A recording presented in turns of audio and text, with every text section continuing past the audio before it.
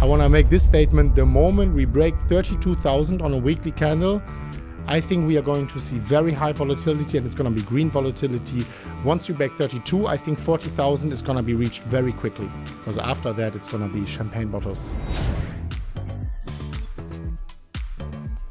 Chris, how's the conference? Awesome, man. I love Singapore. I think this was probably the best conference of my life.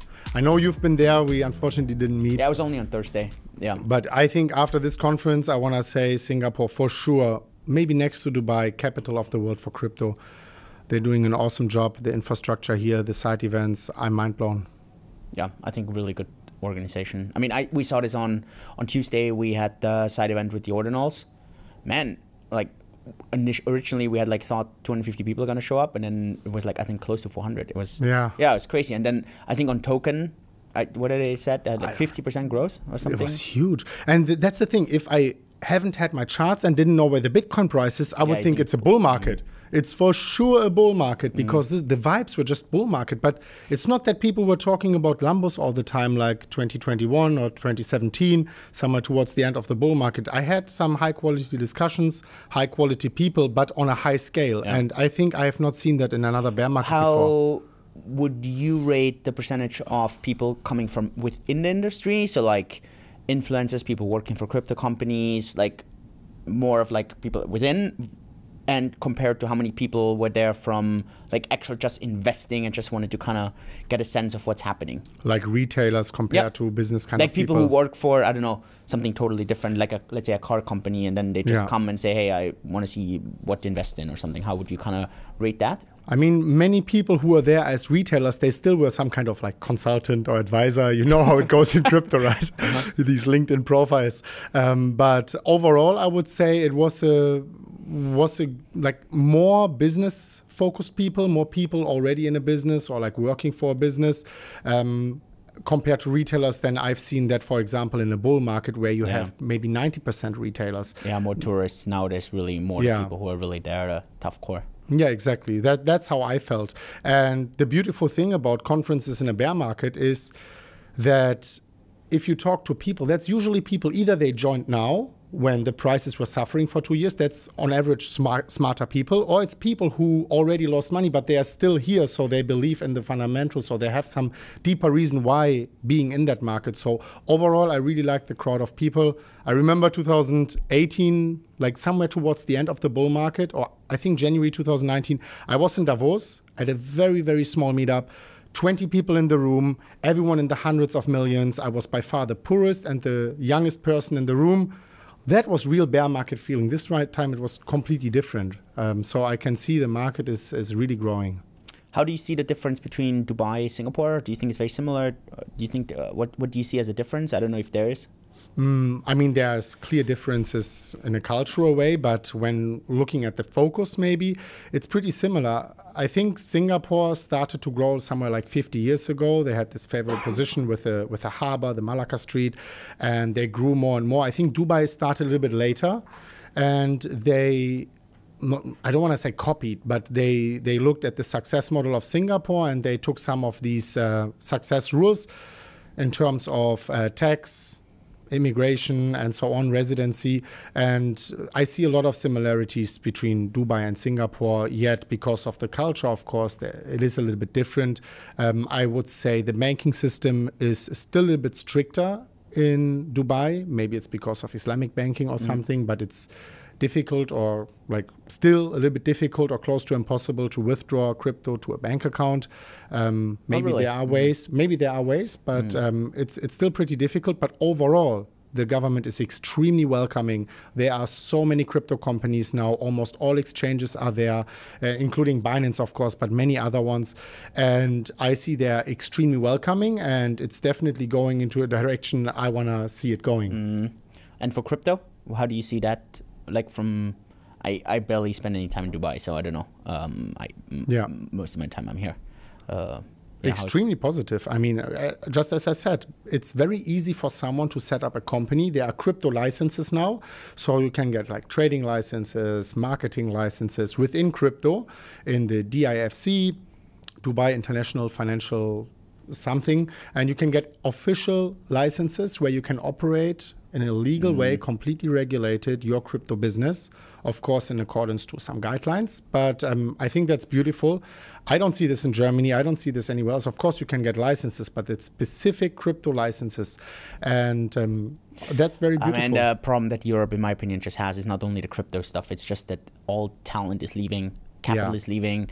The entrepreneurs are leaving because they're like, F that. I'm not dealing with all that crap. I think that's and I think Dubai, Singapore, I think they're attracting, aside of the crypto stuff, right? I think they're really attracting capital, they're attracting the talent, they're attracting the hungry people, whereas I think everyone that is not a tree is leaving Europe. So yeah, it's on one side, of course, it's the tax laws, right? Which, of course, it's more difficult to copy that as a country like Germany, Singapore very small, Dubai very small, but you could definitely improve that. I don't know, a VAT, like just going on consumption or something like that. But overall, I see another problem in the US, Europe. I think we have a lot of degeneracy, ethical degeneracy, and I think that also plays into this like downtrend in US and Europe, which is sad. I hope it turns around. I mean, when was the I don't know, when was the last time you were in Hong Kong? I'm going in November, looking forward to, it's going to be the first time after COVID again. Last time was like, I think 2019. A lot of people, it was interesting, we just had a mastermind meeting yesterday. There was 2 people from Hong Kong there, and they said they still feel Hong Kong is not out of COVID yet. So I don't know. I mean, I think in Singapore, except for if I have to go to the doctor or something, I mean, you feel it nowhere. I think it's completely back to normal. Also the density of the people and everything. Yeah, and people are like, no, in Hong Kong, you still feel it. I don't know. When was the last time you were there? Yeah, last time was January 2020 or so. So I was very lucky. They just like closed off the country afterwards. If I didn't leave, I would have just left a few weeks ago probably, because they closed down the country completely. I talked like a few days ago to a YouTuber who lived in Hong Kong. He was trapped there basically for 2 years or so. Now he's the guy who's in prison now, or was there? Oh, that's another one. Oh, okay, it's a different one. I didn't follow it so much. I just but crazy that you know about that. I just saw the headline, so I was like, okay, who's the guy? And then, but yeah. Yeah, no, but not this guy. Actually, a very nice guy. Box mining. Michael. Yes, Michael. I met him a few days ago. I saw that. You ran into him at the Hawker Center. Yeah. I saw that. This coincidence. That wasn't staged. I was like, you guys are just playing social. In the same Hawker Center for the same dish, and we were going to the same wrong place, searching for it. Oh, nice. Okay. At the same time. It was incredible, this coincidence, right? Universe plays in ways you can't believe it. Anyways, so he said now he's happy. He can travel and go back without quarantine. So I think maybe you still feel it because they were very strict on it, and you maybe still feel some kind of the energy lingering. But overall, I think it's much better than before. And crypto, Hong Kong, difficult to judge right now, right? Because you see it more from the outside. I think it's always difficult to judge something from the outside just based on what the media says or something. I don't know. And I don't know much about it. I'm not a Hong Kong expert. I was there actually just one time. I know, though, that many companies who would like to operate from China, then they go to Hong Kong because they're not allowed to do that in Shanghai or so. So I think they are much more liberal towards crypto than China. But other than that, I don't know much. How are you positioned right now in the market in general? I mean, almost all crypto still, which will change. Maybe we talk about that later. But at the moment, almost now. Yeah, of course, almost all crypto. I think 70% Bitcoin, 20% Ethereum, 10% some altcoin positions. That's the crypto portfolio in it of itself. And then, of course, I have equity, which is also all crypto related. And I bought some land. Land? Yeah, I bought land. Where? In Thailand, I bought land on like a small island where you have a lot of natural reserve. You cannot build high. You cannot build like that. It's very, very scarce, the land. And I am actually planning to diversify more out of crypto into land 2024, 2025, when that's what I hope the prices are going to be higher. I want to buy farmland. And diversify more out into land and property. Okay. Really? Farmland. Yeah, it sounds boring, but I think that's what to do. Why? People always need to eat, right? I mean, that's what I think. Other people invest in. And where do you want to have the farmland? You're gonna grow your own stuff, or it's just more? Yeah, I'll buy it in South America, Africa. Really? Yeah, that's the plan so far. Yeah. Interesting. Okay. Okay. Yeah, okay. it will be interesting. Other people, they invest into funeral companies or prostitution. It's not for me. So I go to in farmland because I think Companies and prostitutes. yeah, because that's also always going to work, Yeah, right? of course. Everyone dies, yeah. Yeah, exactly. Everyone dies, and yeah, the other thing, unfortunately, also is going on, but that's not my thing. So I'll invest into farmland. Oh, okay. Interesting. How do you see the cycle playing out? Are you a cycle believer? Are you a cycle skeptic? I want to know your opinion afterwards. I know you're very critical, but I don't know, maybe your audience heard it already. I think I sound more critical on Twitter than you if are. you actually read it. No, if you actually go through and then you actually, I think sometimes the headline is very catchy, Yeah. more than, or triggering more than the actual fundamentals. I mean, I'm a cycle believer in some way, but you have to think in terms of statistics. Usually a sample consists out of 200 data points at least, right? If you look at the Bitcoin chart, we have like 3, maybe 4 cycles. So it is likely that we are a little bit, that we are looking at this, we are identifying patterns, but they might be random. But if I really look at not only the patterns, which are just 4, it's definitely not having enough significance to say statistically, okay, that is what's happening actually.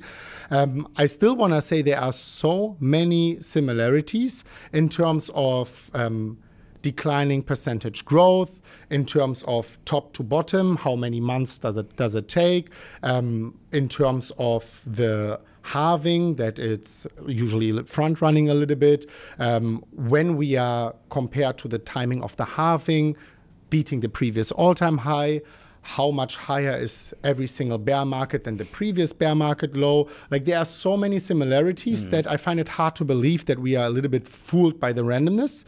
But I still give this point, but I want to say, if you have to pinpoint me, this is the only data I have. It's history, and then I would say, okay, if that's the only data I have, I want to take that as a predictor for the future. Yeah. So I do believe in it so far, more than I don't believe in it, and yeah, if that's true, then of course now soon within the next few months we should see a more stronger upwards movement and probably somewhere around the halving, a break of the all-time high. Oh really? That early? Yeah, I mean next 6 months. Dude, 6 months. We're in September. Yeah, I mean, it could be. Let me think about when the last halving was. The last halving was 2020, probably. I don't know. All-time high was May. about 6 months afterwards. Was like a few months afterwards. So maybe 5 months. Yeah, 4 months. Yeah, so Q2 next month. We could think maybe if we just follow completely, which is never going to happen, but then probably within the next 8 to 12 months or something, we should break the 70,000. But as I said, I'm just taking past performance as an indication, and that's the closest we can get. Other than that, of course. And then you have the statement, past performance doesn't predict future performance. But then you have also history doesn't repeat, but it rhymes. True. Right? And it does kind of rhyme, but also we have 1,000 exogenous factors which we could then take into consideration. When is the Fed going to start printing again, which is something we should actually not rely on because that's not why we went into crypto, right? Yeah. But then how are the wars going to play out? Who is going to be the next president of the United States? It's a lot of exogenous factors, of course. Some of them are really not predictable. And if they are predictable, in accordance to the market efficiency hypothesis, it should be already priced in. So very, very difficult thing to predict the price.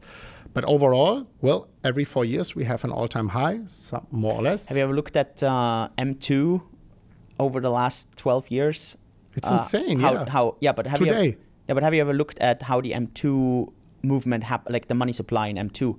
Look at the M2 flows that shows when is money being added to the system, when is money being removed to the system. It's very much in correlation with the Bitcoin price. 100%. Almost. So you need to. It's like 0.9. I think. So you need to look at the story. The story is we had the financial crisis, and right in 2009, Bitcoin gets started, and that's when all the money printing starts to kind of support this, right? 100%. So here, the government had to finance for about 4 years, coincidentally, most of the debt. So for 4 years, they're kind of printing money like crazy, and then they need to destroy it, and then they kind of cycle back. That's when the crash then always happens, right? And so then that's where you suddenly have those 4-year cycles. So because it always happens in between. So if you then look at the money being printed and being destroyed, you realize that it could be, I'm not saying, right? So I could be, I believe this fundamentally. I don't believe it all in Bitcoin cycle, right? Zero, nothing. I think it is 100% because M2 coincidentally got reset in 2009, aggressive money printing for about 2-3 years. Then M2 completely goes negative. They completely destroy it. That's when the Bitcoin price totally crashes. Then you can look again, 2016, the money printing press goes on. Shortly afterwards, the Bitcoin price starts rallying. 2018, you can look, money starts getting destroyed like nuts. And then crypto crashes. And then you look at, 2020, we all know, right? Biggest money printing ever.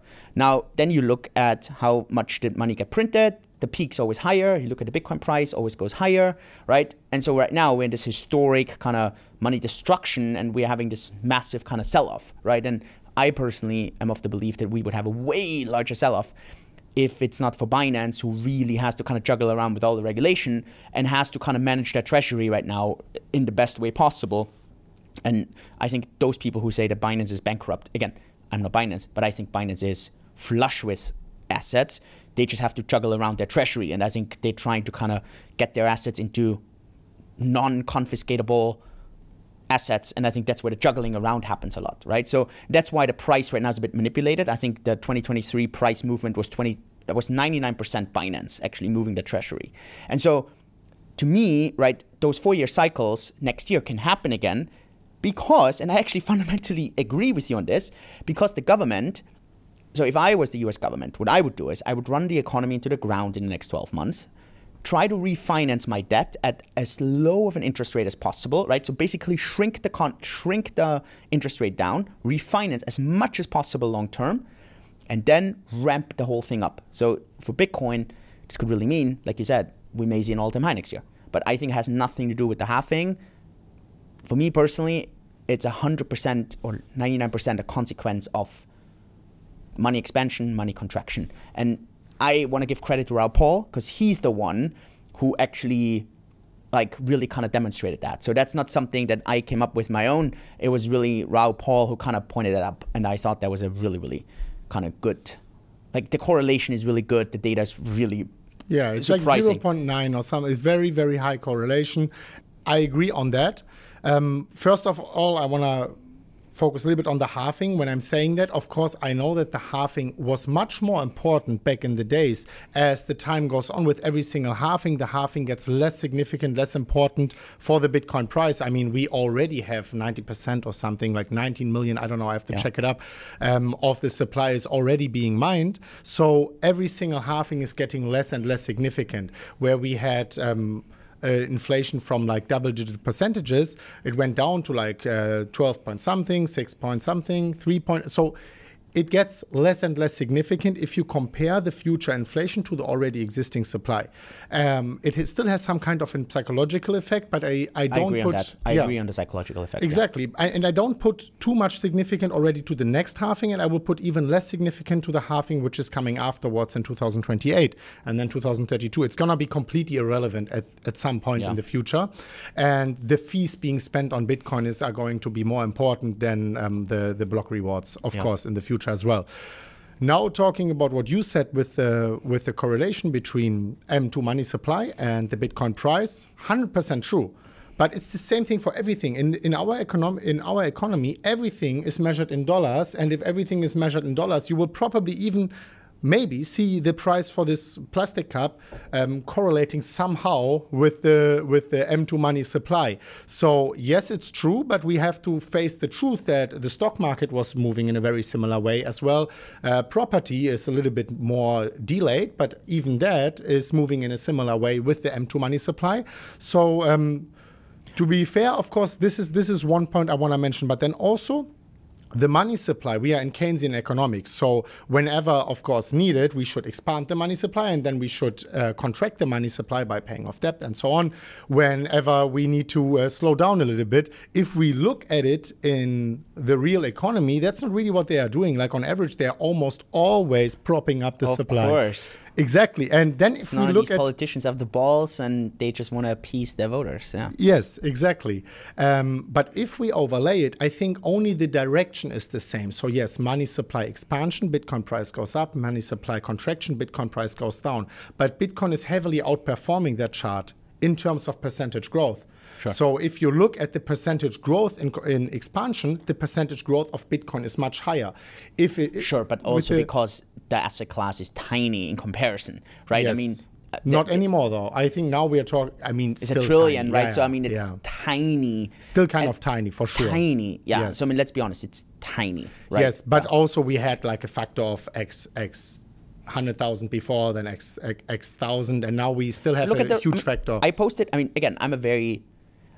I know I post stuff that people don't like to have, right? Because they love to have other stuff, right? I get it, but the data is there, right? For example, one of the data pieces is a very interesting one. You have a rolling 4-year return. So you look at how are the last 4 years, and you look at the returns of those 4 years rolling, right? So if you have constant average the same returns, then you would have a leveled chart. That means it doesn't matter when you invest over 4 years, yeah, you have massive fluctuation. But if you look at 4 years to 4 years, the return is about equal, right? But it's absolutely not the case. This chart is constantly going down, which means that despite those 4 years and despite all the money printing, the returns over the last 12 years have gone lower, lower, lower, even if you've been holding for 4 years.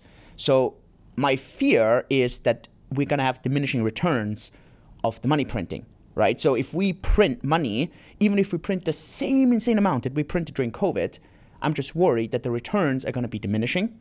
And that is where I'm coming in from when I say we need to put utility to Bitcoin. We need to make Bitcoin useful. It cannot be just price speculation, right? It cannot be I'm stacking sats because I want the Bitcoin price to go up and I hope I find someone else that I can dump on. That's always kind of the story that most people have. Buy now because the institutions are coming in. It's the worst explanation ever, right? So the best explanation is like to compare it to a stock, right? Buy Tesla now because Tesla is going to have autonomous cars, and the money they're kind of printing for shareholders is going to be so much that even if there's no further buyers of the Tesla share, your share is making so much money of that, right? To put this into a Bitcoin story, well, buy Bitcoin now because the usage, the possibilities without a price is going to go up so much that it doesn't even, that you don't even have to sell your Bitcoin. There's so much utility that you can use it for. And I hope, right? And so I think what people always misjudge with me is they think that I don't think the price is going to go up. I fucking think the price is going to go up. But I don't want to rely on the money printing because there's a fair chance we're not going to see it. There's a fair chance that someone is going to come to their senses and realize we're in a dumb shit. And if we keep printing money, we're going to have the stagflation scenario just going to wreck everyone. And maybe we're going to run into someone who says, no more money printing. And if that happens, I'm just worried about the Bitcoin price. I want to say one thing. I agree. And it's unlikely, but it's a risk. I agree with almost everything you say. But one thing is not going to happen. They are not going to stop printing because they are all friends with the establishment, with the big corporations. And if they stop printing, I think everyone is going to be very mad. I don't. And think if they keep printing, then what? Then what? Then we have. It's exactly. It's not even about the Bitcoin price. It's about the the purchasing power, right? So this is not. I mean, I'm looking at this, of course, now when I'm trading and these kind of things. But the reason why I'm in Bitcoin is not that. I don't want the maximum amount of US dollars. I want the maximum amount of purchasing power in my portfolio, and I think over the next few years, I mean, the price is a function of multiple different things, right? The price is a function of expectations. It's a function of money printing, function of supply and demand. But of course, utility plays a very big role in that as well. But of course, a little bit more in the long-term perspective. And I agree. I want to see more utility for Bitcoin. But the biggest utility is still, in my opinion, Well, that's the biggest price driver, but I think the biggest utility fundamentally in terms of value is still that you can escape the traditional system. If we are looking just at a chart, which puts, and maybe I can send it later, maybe I find it and we can put it over again so that people can see it, which puts the inflation of a country in relation of the adoption rate in terms of number of people who are exposed to Bitcoin, then we can see a very big correlation, maybe even bigger than the correlation between the M2 money supply and the Bitcoin price. So if we look at Argentina, and I don't know, like multiple different countries, Turkey, which have a very high inflation rate, where the government is really did some mistakes or is screwing over their population, then you can see, wow, the adoption rate is so high. Sure. I mean, in Turkey, everyone my age, everyone, like almost 100%, I think that it's like 90% is somehow exposed to crypto. More than half of the people have a Binance account, and that's incredible. And just as I said, I don't see them ever to stop printing money. So what we are looking at right now is that every single currency in the world is basically a falling knife. They are just falling at different speeds, and they are closer or further away from the floor. So every one of them is going to hit the ground eventually. We had Zimbabwe dollar, we had Argentinian peso, and so on. They already hit the floor, right? I think British pound, euro, they're going to be coming anytime in the future. And the last one hitting the ground is going to be the US dollar. But eventually, it's the law of nature, it's gravity. It's going to pull all of them to the floor. And when this is happening, I think we are going to see, we are trickling down from third world economies to second world economies, and in the end, first world economies. We are going to see an increasing adoption rate for Bitcoin, just out of the law of nature, what is happening in the monetary policy, and that's Keynesian economics. So I'm very bullish on Bitcoin just because of that, because that is, in my opinion, the biggest utility. I mean, I'm also bullish on Bitcoin, so I don't want to say that I'm not bullish on the price, right? I think I'm bullish. So, for example, I fundamentally disagree that Bitcoin gets utility because of the Turkish or the Argentinian users. What it gets utility is a regulatory arbitrage, that these people cannot get access to the dollar in an easy manner. So because they cannot get access to the dollar, they just need to use the second best thing, what they want access to, which is Bitcoin. And Bitcoin, as we mentioned, actually tracks the M2 very much. So it's basically just a regulatory arbitrage. And we can have a discussion. For now, yes. But in the end, as I said, if the US dollar is hitting around the latest, that would be the latest point of time when they would have to go in there as well. Of course, everyone would, if they could, flee into the US dollar. But the US dollar is going to collapse also. It's just going to be happening much later than other currencies. 100%. Then I think there's a very interesting charts. For example, in the US dollar, if you just look at the US dollar M2, then obviously the dollar has been getting devalued by 99% over the last whatever. But if you actually look at the dollar, the M2 versus the interest rate that you would be getting on short-term government bonds or on a savings account, right? If you wouldn't just have it in your checking account, a savings account, actually the return on the dollar is not bad. It's really, like, over the last 15 years, you would have lost, I think, about 11%, which is still horrific because you're losing about 1% a year, right? Don't get me wrong. But if you actually look at this over a longer period, savers actually didn't lose much purchase power. It's insane to say that. I know, and in crypto people, you get vilified for that. I don't care. The data is clear, right? So this is pure data. We can show the data. But it's just because there is still power to be sucked out from the US dollar from other economies. 100%. Right? In the end of the day, it's just because the other economies are doing so badly, right? And the US is so insanely productive. What they export from Silicon Valley is just so insane, right? That's where the purchase power comes from, and that's why all these other currencies are really struggling. So my point is more on, I see over the next, let's say, 12 months, right? So whoever I talk to right now, just like you and myself, we're very bullish over the next 12 months. And if I ask someone why, then honestly, only two reasons come up. The first one is money printing, because everyone thinks there's going to be a debasement in the currency. Second one, Bitcoin ETF. Looking at myself, I hate that. I hate sitting there and having to rely on some fucking white old man somewhere else making terrible decisions. Now, the Bitcoin spot ETF, I think that's a good decision, but all the money printing, I hate that, right? So I hate relying on other people's decision for my luck to play out. I've never enjoyed this in my life. I always wanted to control my own destiny. So that is, in the end of the day, it's also suffering from other people. Money printing is suffering. It's redistribution wealth from the lower 100%. Class to the upper class. 100%. I mean, that's always right. When I tell people, I say, look, I'm very much aware when I dumped over $100 million in Bitcoin in 2021 at the end.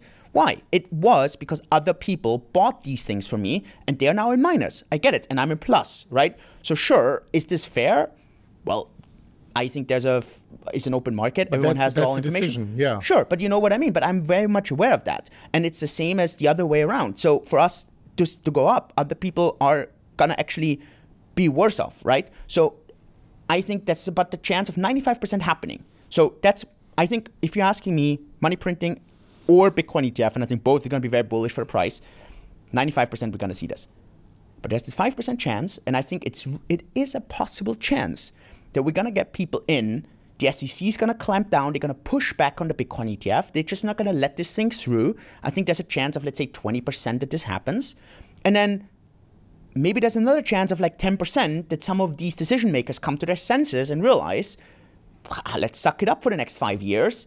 We need to somehow get this through. Now, is this likely? No. That's why I'm giving it let's say a 10% chance and a 90% chance they're going to print money. But there's, to me, a possible chance that I'm going to sit here in 12 months with Bitcoins where the US dollar didn't debase and there's no spot ETF. And I am the most worried, right? And I've been in the space now 9 years. I'm the most worried if all the narratives that Bitcoin stood for is breaking. And one of those was Bitcoin has a halving cycle, Bitcoin is always going up, and so on and so on. And suddenly, if this kind of dies, I'm just worried that the industry and Bitcoin is still the mother. It's still the driving horse. I'm just worried about that. And I give it a chance as higher as never before. It's still like small. It's still 5 to 7% maybe. I just don't want that chance to happen. So that is why I'm so fighting for what I always call making Bitcoin useful. Why? Because I just don't want to rely on that stuff, right? And whenever people tell me, oh, but it's Turkey and Argentina where people flee into Bitcoin, I'm like, they're just fleeing in Bitcoin because they don't have the dollar to go into. Otherwise, they would go into the dollar. But the Bitcoin is so much easier. And because Bitcoin actually has done so well in tracking that, I understand why people do it, right? And so that's my big worry in that. And so that's where a lot of that is coming from. I don't know, maybe the interesting thing, right? I don't see anything else right now that's going to drive the market in the next 12 months. I agree that is the biggest drivers in terms of Bitcoin price movement. But in the end of the day, the price is a function of many more things, in my opinion. Of course, if the spot ETF is going to be approved, if the money printing is going to start, we are going to see a higher all-time high. We are going to see it faster. The percentage growth month on month is going to be higher, for sure. But there is also something which determines the Bitcoin price. For example, you can measure it on chain. How many people have sold Bitcoin already? How many people of the holders are being in a loss? I mean, out of a nature, every single market acts in bull and bear markets. And so many people have lost money. And there is not many people left to sell. And we still have the downward spiral of countries like Turkey, Argentina, and so on, and also in the future, more countries to come, as I explained it before, where the demand is potentially going to increase. So I still see this as a driving force. As I said, the biggest utility for me personally is Bitcoin as a safe haven for these people, which in the short term might be because of these regulatory arbitrages, but also long term just because of the law of nature of fiat currencies collapsing one after another. Yes, if spot ETF is going to be approved, if the money printing is gonna be in full force again, we are going to see a much better, more bright bull market. But I still see bull and bear cycles acting because they are acting in a way that they have to act just after the weak hands are flushed out, the speculators are flushed out. There is just not many people left to sell. It's going to be a little bit more boring. It's going to be maybe taking a little bit longer to beat the previous all-time high, but I still see a bull market coming without these factors. It's just going to be a little bit less ecstatic. Yeah, interesting. Or even much less ecstatic. Yeah, no, interesting. I really see this as when I got in this space, 2014, to me this was the last time that I saw that Bitcoin rallied because of Bitcoin. Why? Because everyone wanted to use Bitcoin to do something illegal. They thought this was like fantastic to kind of buy drugs or do anything illegal. And that's what attracted. In the very beginning? Yeah, that's the very interesting. Yeah. That's when I got in, right? So, I mean, not because I wanted to do I had no interest. No, I even came after the cycle, right? I came right when the bear market, when this entire bubble popped. Because Mt. Gox kind of popped, Silk Road had popped, everything had popped, right? But that was kind of the story at that point. And the next cycle was all around ICOs. And the next cycle was all around DeFi and NFTs.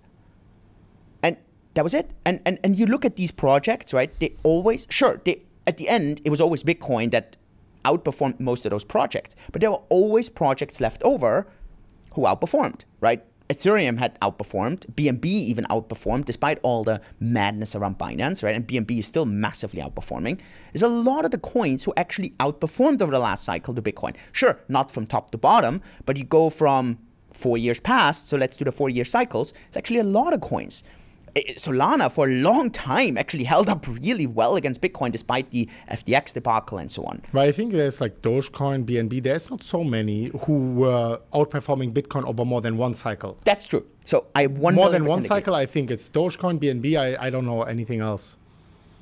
I mean Ethereum, but let's depend on when do you count Ethereum? And whether even you want to call it an altcoin or not. Yes. Yeah. So fine, right? So again, so I don't know, and that to me is just the key thing, right? So what's going to be that next point in the next cycle? And either we're going to find something in the crypto space that's like the DeFi and the NFT that basically has actually nothing to do with Bitcoin. It's just something that's going to happen aside and hopefully drags Bitcoin along. Or there's something inherently from Bitcoin that actually drives Bitcoin, just like 9 years ago when I got into that space. And I just really want, right? I really hope that Bitcoin finds this inherently. And I get it. You have all the hardcore maxis who sit there and think, oh yeah, but Bitcoin has value because I say so. And I'm like, no, this is fiat, right? It does not. You need to tell me what you use it for. And if what it is for is because it has a price, it's actually not utility, right? Price is not utility. Price is a result of the value. Or short term, it's a function of emotions and sentiment. And long term, it's purely a function of value. And I'm just worried that people get blinded with this. So I really hope, and look, I mean, I'm not even saying this. We're doing this. We invest money to actually build on Bitcoin, to really develop for Bitcoin. We do this open source, right? Because I fundamentally believe this. The SATA protocol, the entire ordinal stuff. I mean, we're just doing this, right? We had all here on Tuesday last week, we had everyone from the ordinal side here. Everyone, right? Everyone who builds on ordinals.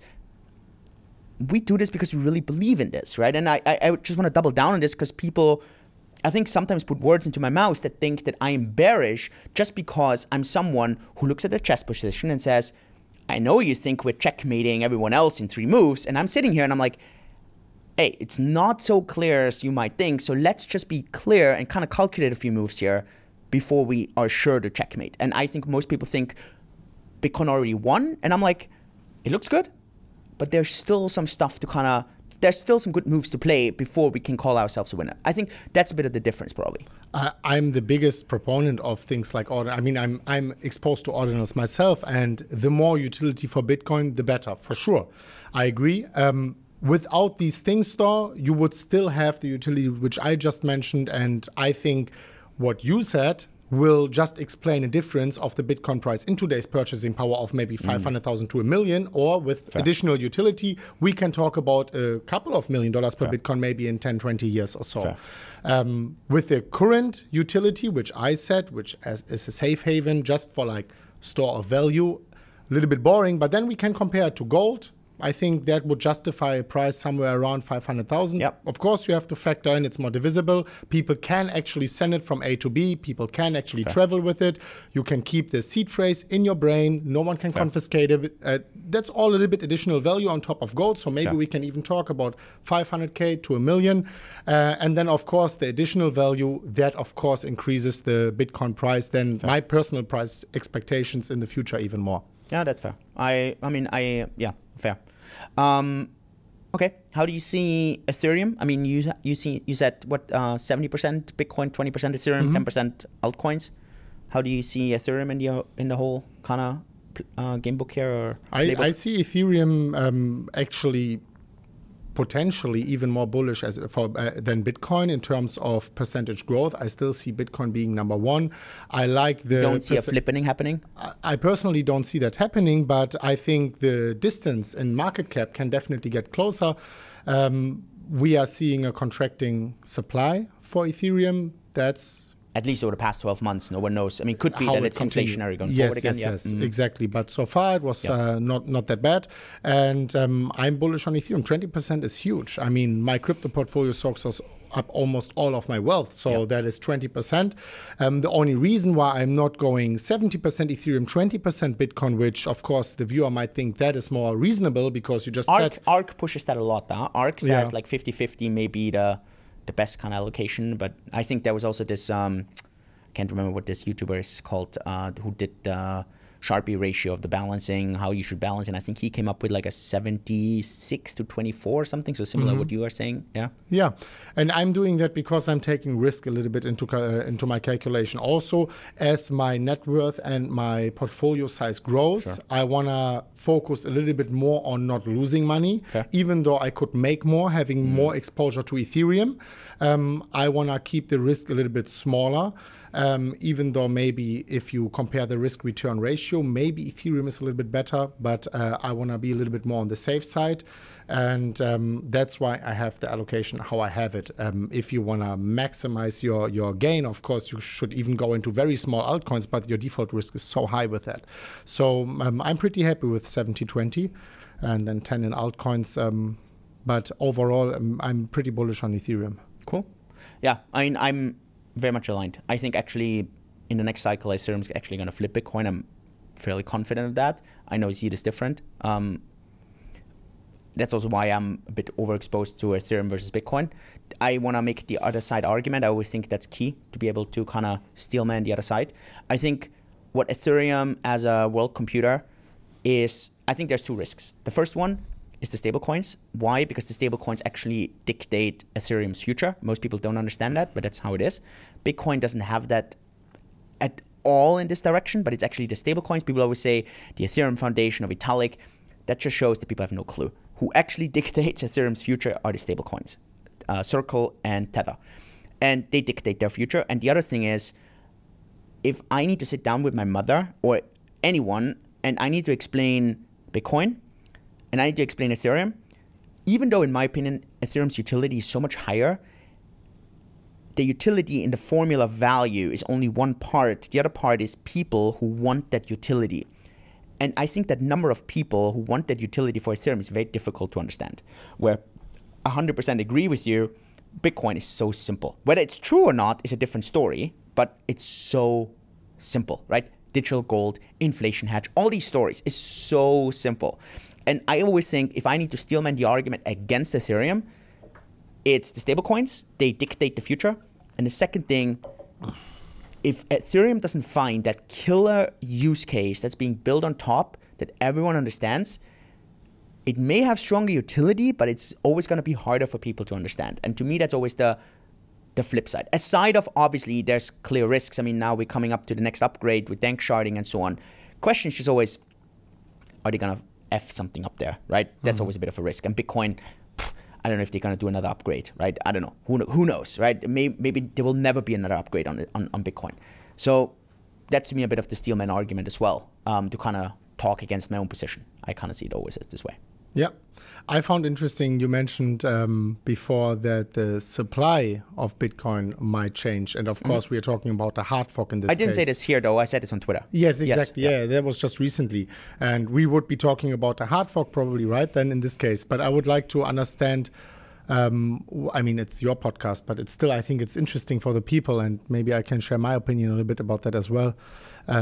I would like to understand, why do you think this is going to happen? Why do you think then the majority is even going to use this hard fork? I think it's a time question. So if you're asking me over the next 10 years, or let's say the next 2 to 3 halvings, I think it's very unlikely that we're going to see an increase of the 21 million. If you're asking me about afterwards, so over the next 20 years, I actually would think the probability of having a higher, if Bitcoin is still around at that point, I mean, 20 years is an insanely long time, and who knows where we are in 20 years. 20 years ago, social media was irrelevant. Maybe in 20 years, we're all going to be sitting in a pot in the next level of the simulation with a IV thing in our arm, and we don't care about all this stuff anymore. Who knows, right? So, I mean, let's be realistic about 20 years is an insanely long time. But if Bitcoin is still around in 20 years, I just think the miners are going to have such a strong incentive to not mine on Bitcoin with a limited supply. And they're going to have such a strong incentive to mine on something that has a small inflation called tail-end emissions. It's not only something that I actually am a big fan of, not something that is needed now, but probably in 20 years. Peter Todd, a Bitcoin core developer, is someone who's very vocal about this. Do you mean because of the rewards?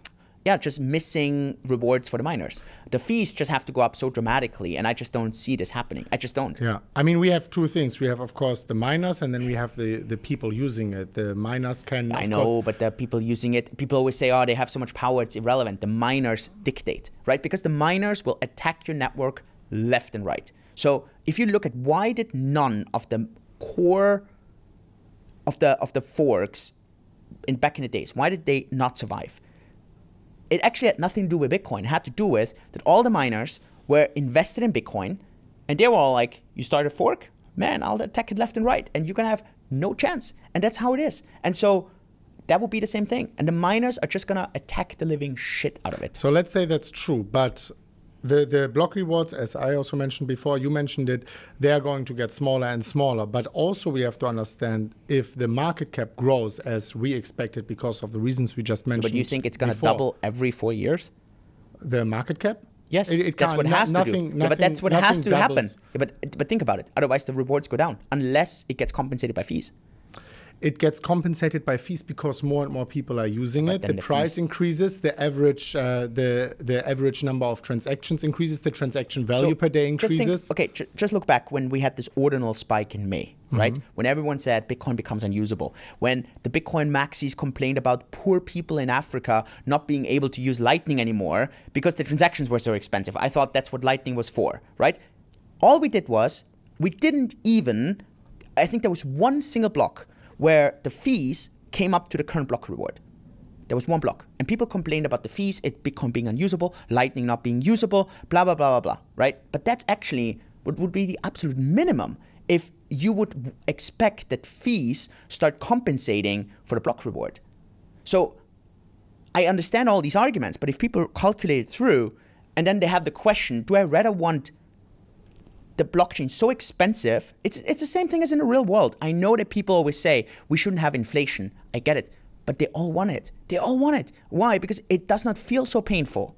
It's not so painful. It's a different story if I have to pay 40% tax or 80% tax versus, the government is just gonna devalue my money. It's the same thing there. But what I think, if you take the limited supply from Bitcoin, the inherent value decreases significantly, and that goes against the incentive structure of miners. If they increase, let's say they double, let's just take any number, they double the supply to 42 million, with a plan to maybe in 24 years to double it to 48 million, then of course it takes a lot of the value drivers behind Bitcoin, behind the performance of Bitcoin from the last 20 or whatever years at this point of time away.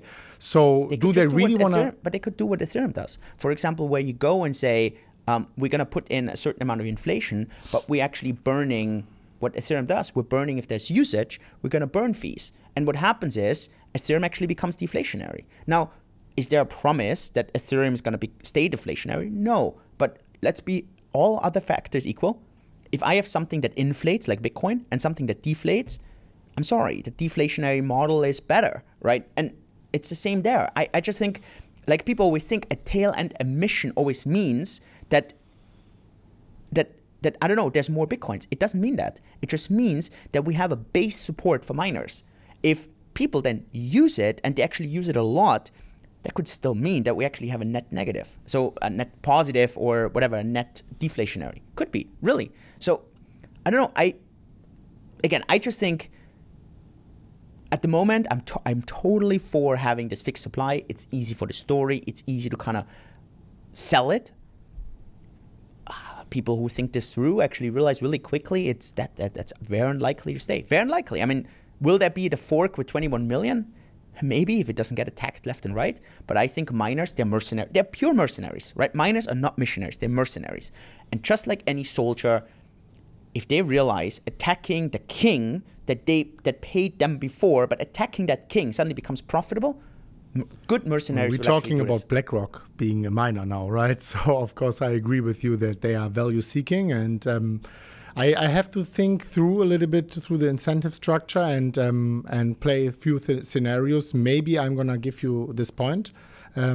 At this point of time, I don't see it coming, but maybe I'll give you this point. I have to think about it. It's a very complex theory. Also, don't think about it. I think I agree with in the next 2 halvings, right? But I think, let's say this happens in 3-4 halvings.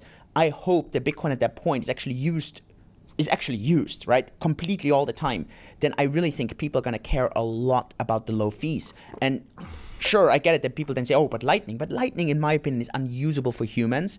And we saw this with the fees in May. It was so impossible. I don't know. I give it over the next 2 halvings a 0.1% chance of happening. If you ask me about the next 20 years, so let's say 5, then I would flip it around. When it stops doubling on average every 4 years, then it would make sense. Because suddenly the hash rate, unless so it's not always hash rate that is important, but it's the hash rate times the price of that hash rate, right? That matters in comparison to the actual Bitcoin price. So hash rate at the moment goes up because the price per hash actually went down so much because it's so much efficient to mine. But as soon as this price per hash is not going down so dramatically anymore, actually hash rate starts going down. And then suddenly we go into somewhere where people realize, I have all these machines, I cannot put them on anymore. What am I going to do with those? Because it's not so profitable anymore. And suddenly there's this other chain where then I can mine. So sure. And then people start realizing, I start mining there. And I get it. People say, oh, but my node is never going to accept that. Let's see.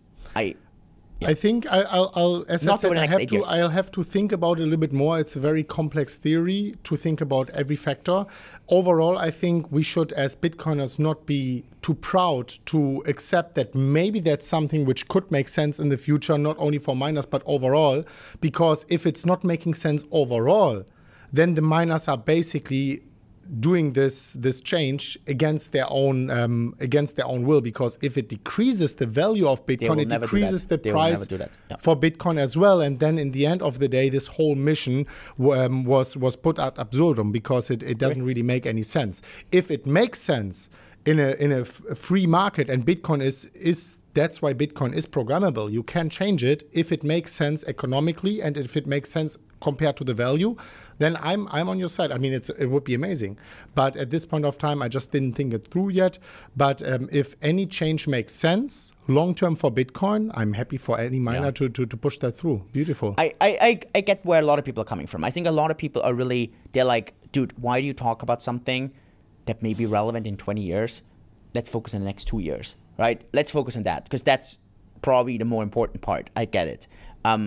And so I get it. When I put out a tweet like that or a statement like that, I get it, that it's like a different of time horizons. People get triggered left and right. Fair enough. I get that. And I also want to be very clear. I doubt that over the next 8 years, two halvings, we're going to see anything there. And I also want to be very clear. If someone is so confident that what the world looks like in 10 years, man, all the respect to you. I struggle making any predictions over the next 5 years, to be honest, right? I don't know. I don't know, in 2015 or 2016, I would have put all my money on, dude, I will never get locked into my house. Never. Like, I will never be forced to wear a mask. I'll never, dude, I would have lost, I mean, I would have probably bet my life on it and I would have lost it, right? Because I would have been like, never. The border between whatever, like Canada and the US, that border is not going to get closed. It got shut down, right? I don't know. So never say never. Very, very difficult to predict. It's just too many functions. But yeah, I agree. Interesting. I want to see if that happens. Maybe BlackRock is going to be the new Roger Ver in the future, pushing some update through. Do you think that's going to be a net positive, net negative with Wall Street, with BlackRock? How do you see that a bit? Because I want to be honest, I see both sides, right? I see the really positive side to it.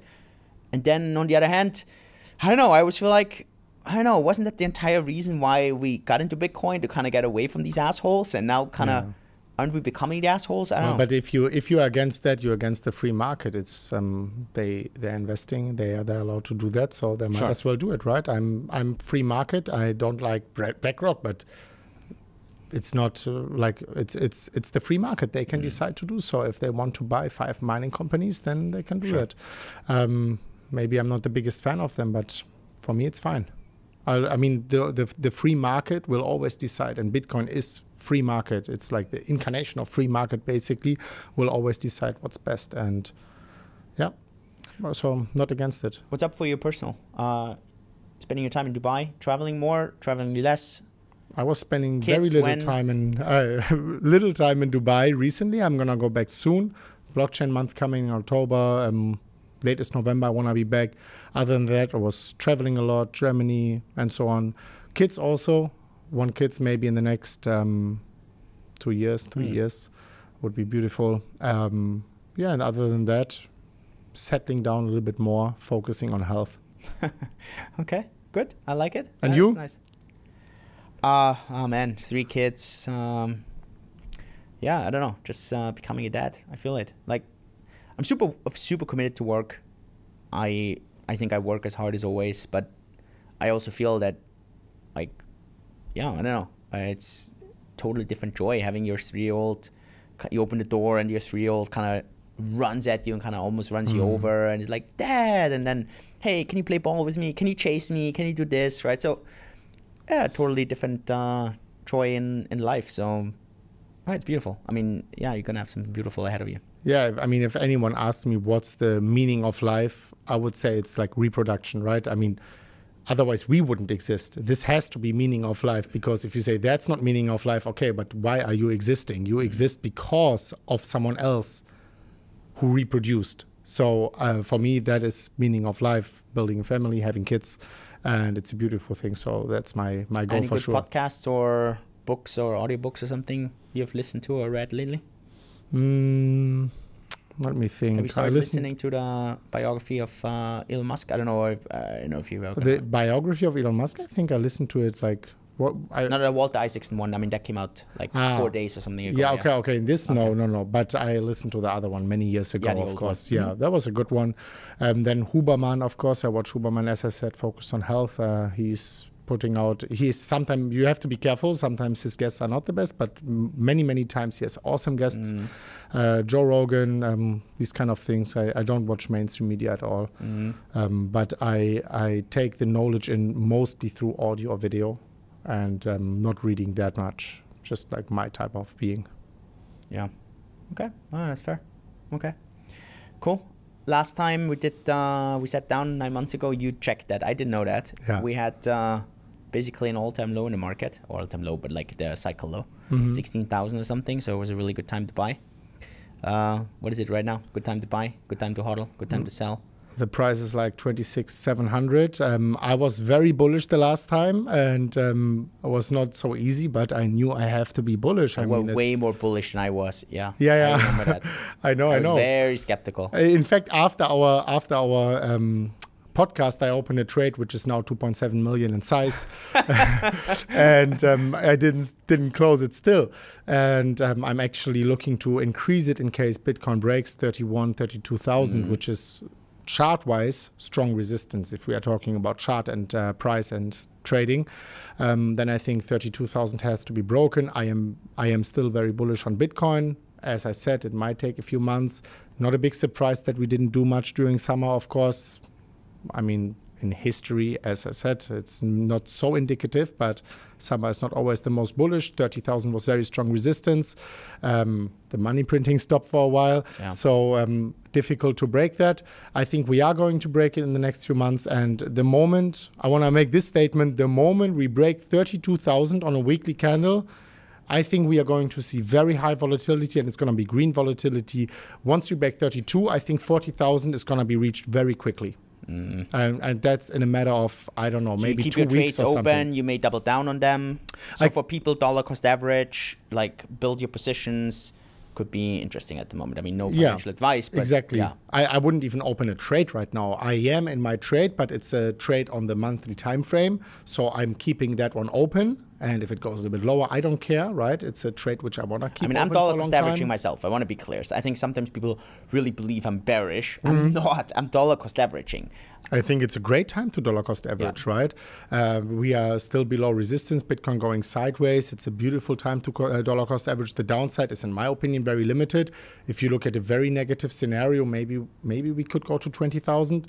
Not the worst, right? It's not that much of a big deal. And the upside is, of course, way higher than the downside. So if I had a lot of disposable cash to invest, I would also dollar cost average, especially below 32,000. And trading-wise, small portion of my portfolio is a little bit speculation. I'm just having fun having this trade open. I think it's great for a position trade, but if anyone wants to trade right now, I don't think it's the right time. I would wait for Bitcoin to break 32, because after that, it's going to be champagne bottles. That's what I'm expecting. So all-time high when? Like Bitcoin new all-time high? I think somewhere after April 2024, to keep it very open. So I know Q2. I can be almost only right with that, but I would say I can almost not be wrong with that unless Bitcoin doesn't break it before April or never. But I think it's going to happen shortly afterwards, maybe within like 3 months after the halving. Okay, so that kind of timeline. Yeah. What do you think? I don't think we're going to see it next year. I think I don't. I think we're going to see it 2025. Why? Just because historically, it really takes a little bit until the effects of money printing happening, and I don't think the Bitcoin ETF is going to have enough of it.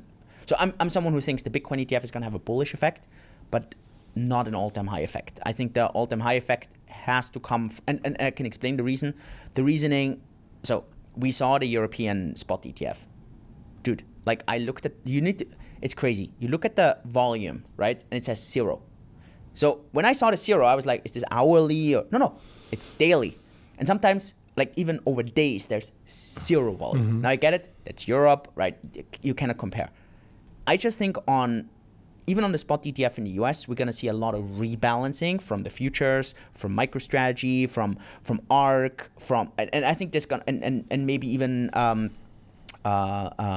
Grayscale and so on, right? GPTC. I think probably it's going to be $20 billion going into that spot ETF relatively quickly, but it's more for rebalancing than anything else. And I think the actual money that gets pulled in is probably going to cause a very positive effect, very positive, but I don't think an all-time high. That's just what I think.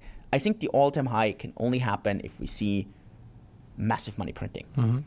Now, again, I just don't see a world where money printing is not going to happen. I think money printing is going to happen, but I think what they need to do is they need to cause a massive recession first. If they start money printing before the recession starts, they're just going to have inflation galore. They're going to just fuck themselves in the back because it's just going to backfire. So they need to cause this massive recession where no one wants to refinance because everyone thinks the world's going to end. They're the only ones who are going to refinance. Interest rates are really low. And then they can go all in. And then the bullishness starts, that's fine. And then they're going to raise rates again, and we're going to see the whole cycle repeat. Like what we have seen every freaking 4 years. And I just don't see this happening until probably H2 next year, so in a year. And then if you look at, the charts, and again, I think the causation here is M2 goes up, Bitcoin takes about 6 to 9 months to follow. So that's why I think we're going to see this more.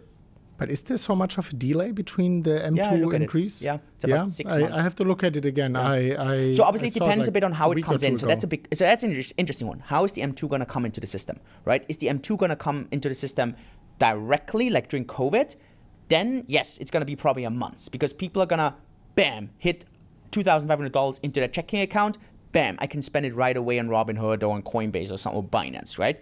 But if it doesn't happen this way, if it happens more via the repo markets or if it happens more directly via bonds, it's going to take a little bit until it trickles down. So it's going to take about 6 to 9 months until these effects kind of really happen. Yeah. But yeah, I'll send you a chart. You also have, of course, some kind of immediate effect just because of expectations of people, right?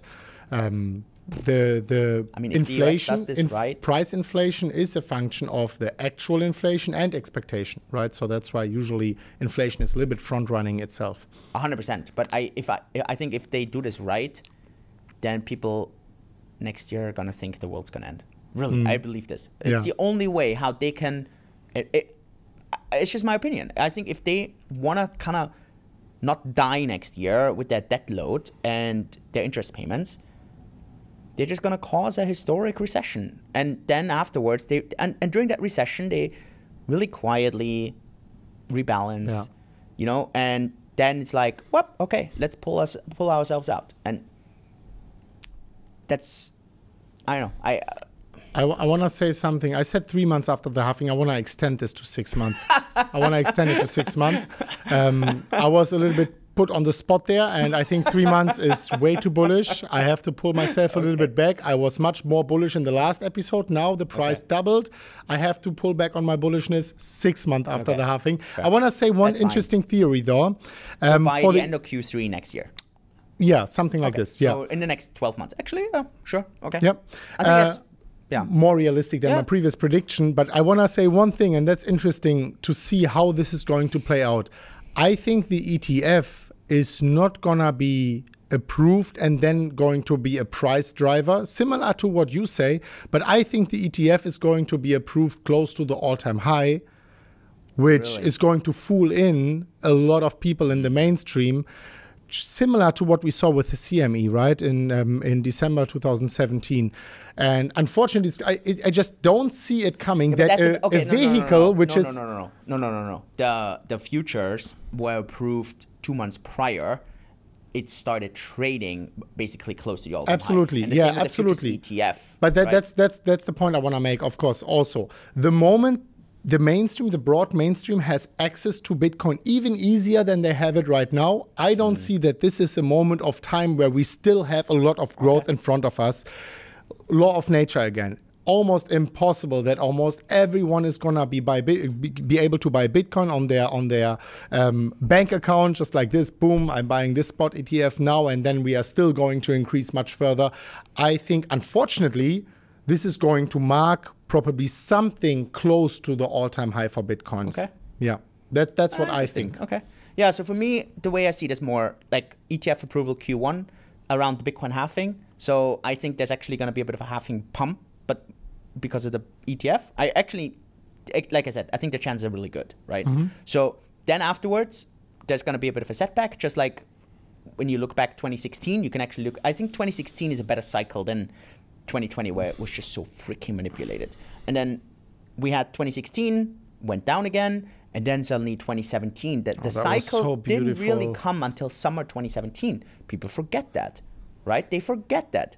July 2017 was when the cycle actually started, like when it got crazy. But altcoin started a bit earlier, of course, right? Yeah, sure, but this was, I mean, let's put this into perspective. Altcoins back then, it was a new thing, yeah. 25 million market cap, right? So every $1,000 kind of had an impact.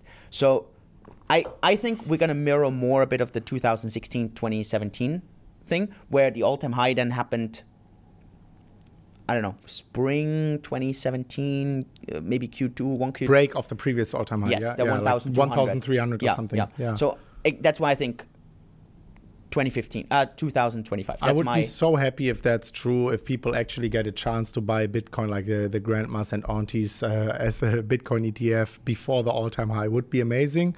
I think it's I just don't not think that likely. People will buy during the spot ETF. I think they will. I think that's the issue. I think they won't. That could be another explanation why it's coming earlier. Yeah, so I think there will be a pump, but like I said, I think it's not going to be as dramatic as most people think, because most people think Bitcoin is not going to fly except for those that are really in the industry. They're going to obviously be super optimistic, but majority of people are like, yeah, whatever, right? So, and then it's going to take until this thing really starts rolling, and then I still think, sadly, they're going to be exit liquidity. Will be interesting when I'm the next time in Singapore, we make another one to see what happened in the meantime. Maybe everyone watching now can go to the last one and see whatever we said came true until now or not. I think it was a lot of things which we said which actually came true 9 months ago. Actually, you were way more right than I was, because I had absolutely not factored in It's just Binance, my bullish nature. And you were spot on right. Yeah, I was, no, I definitely was not, like, I was definitely not wrong on, I was definitely not right on my, I was way more bearish for 2023 than I was right now. Yeah. Anyways, now would be interesting. I mean, we are actually much more in alignment this time, I think. Yes, I agree. I'm relatively bullish over the next 6 to 9 months.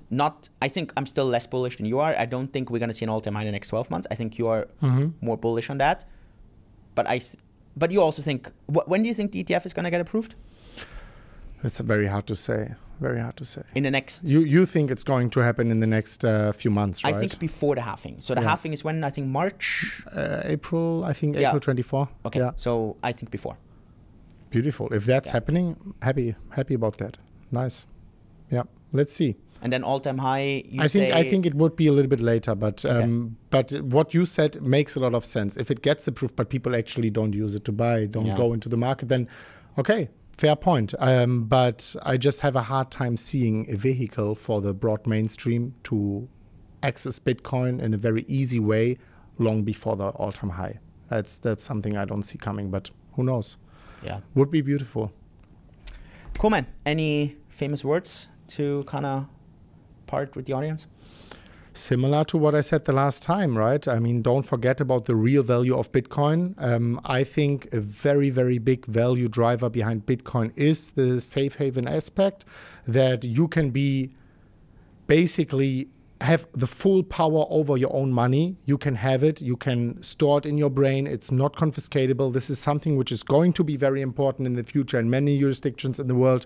I think we should not forget that aspect of Bitcoin, and not only focus on the Bitcoin price, on the price in US dollar going higher, focus on why Bitcoin was created in the first place, and have a little bit more of a value perspective. I think that's the most important thing for people to think more long term and not speculate too much.